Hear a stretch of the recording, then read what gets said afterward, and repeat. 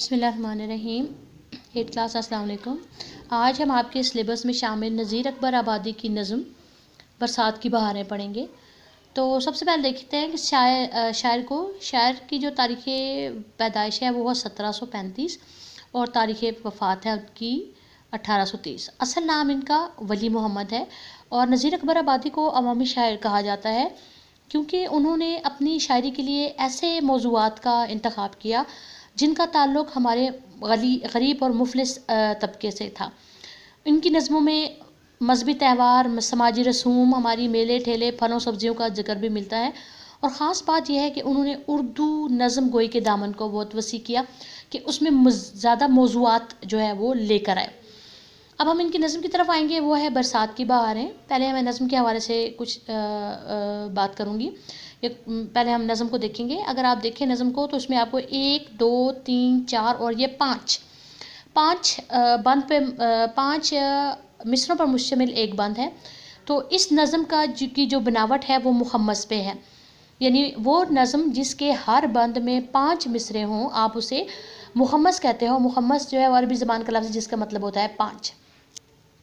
ठीक है जी। एक तो इस आपसे एमसीक्यूज़ में पूछा जा सकता है, बताएं जी सनफ़ अदब के लिहाज से बरसात की बहारें जो है वो क्या है, मुखम्मस है, मुसद्दस है, बंद है, रुबाई है, वगैरह वगैरह।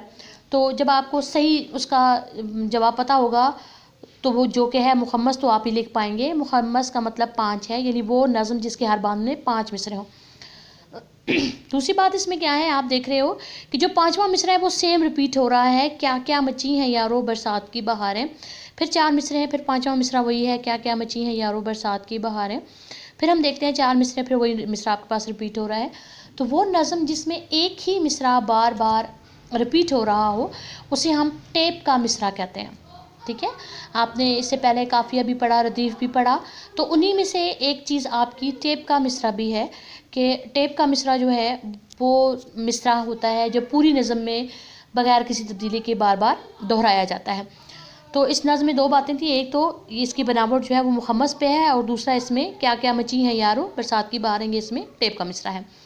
तो अब हम इसकी रीडिंग करेंगे। अल्फाज मानी मैंने साथ ही आपको नज़र आ रहे हैं, लिखे हुए भी हैं, जिस पढ़ने के बाद आपने इन अल्फाज मानी को अपनी नोटबुक पे उतार लेना है, जैसे मैंने आपको क्लास में समझाया था कि इसके टाइटल पेज के साथ। तो पढ़ते हैं। है इस हवा में क्या क्या बरसात की बहारें, सब्ज़ों की लहलहाहट बागात की बहारें, बूंदों की झमझमाहट कतरात की बहारें, हर बात के तमाशे हर घात की बहारें, क्या क्या मची हैं यारो बरसात की बहारें। लहलहाहट का मतलब क्या है, खेत का हवा के चलने से हिलना।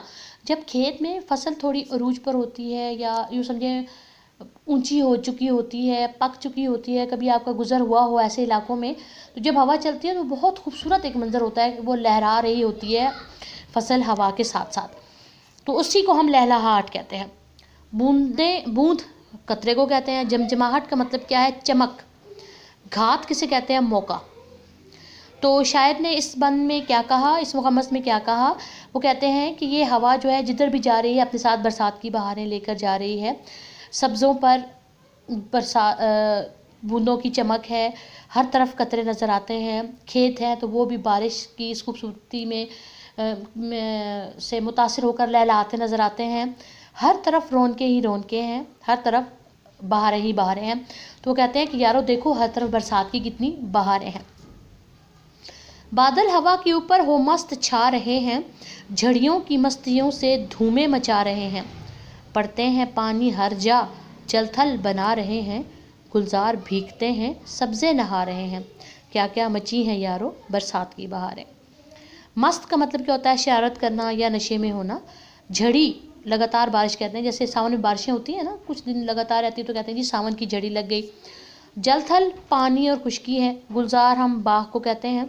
तो अब इस मुखम्मस में शायर क्या कह रहे हैं कि बादल जो हैं वो हवा के साथ साथ उड़ते हुए कभी इधर जाते हैं कभी उधर जाते हैं और शरारतें करते हैं, और हर तरफ लगातार जो बारिश है, झड़ी जिसे हम कहते हैं, उसने एक अपनी अलग से रौनक लगाई हुई है। जहाँ कहीं पानी नज़र आता है तो कहीं खुशकी नज़र आती है, कहीं बाग पौधे भीगते नहाते नज़र आते हैं तो कहीं सब्ज़ा धुलकर साफ़ हो रहा है। तो कह रहे हैं प्यारे दोस्तों हर तरफ देखो तो बरसात की कितनी बहारें हैं। हर जा बिछा रहा है सब्जा हरे बिछोने, कुदरत के बिछ रहे हैं हर जा हरे बिछोने, जंगलों में हो रहे हैं पैदा हरे बिछोने, बिछवा दिए हैं हक ने क्या क्या हरे बिछोने, क्या क्या मची हैं यारो बरसात की बहार। अब वो क्या कह रहे हैं, हर जगह का मतलब क्या होता है, हर जगह, हरे बिछोने सब्ज बिस्तर। हक किसको कहा जाता है, अल्लाह ताला को। अब शायर क्या कहते हैं कि देखिए हर जगह हमें सब्ज बिस्तर, क्योंकि हर तरफ घास है, रौनक है, खूबसूरती है, तो कहते हैं ऐसे लगता है जैसे हर तरफ सब्ज बिस्तर जो है वो बिछे हुए हैं, और कुदरत ने ये खूबसूरत बिस्तर बारिश की वजह से हर तरफ बिछाए हैं। कहते हैं जंगलों की तरफ जाएं तो वहाँ पे भी हमें सब्ज़ बिस्तर नज़र आते हैं, और बयाबां की तरफ जाएं तो वहाँ पर भी हमें सब्ज़ बिस्तर नज़र आते हैं। कहते हैं और ये काम सिर्फ अल्लाह ताला का ही है, क्योंकि ऐसे हरे बिछोने, ऐसे हरे बिस्तर सिर्फ अल्लाह ताला की ज़ात ही बिछा सकती है और कोई नहीं। और फिर वही कहते हैं अपने दोस्तों के, दोस्तों देखो ज़रा हर तरफ बारिश से कितनी रौनक है, और बारिश से हर तरफ कितनी बहारें हैं। आज हमने 8 क्लास इसके 3 ही बंद पढ़े हैं, आपने फिर इनकी रीडिंग करनी है, और इन 3 बंद के जो अल्फाज माने हैं वो आप अपनी नोटबुक पर उतार लेंगे। अगले 2 बंद हम इंशाल्लाह कल पढ़ेंगे। ठीक है, अल्लाह हाफिज़।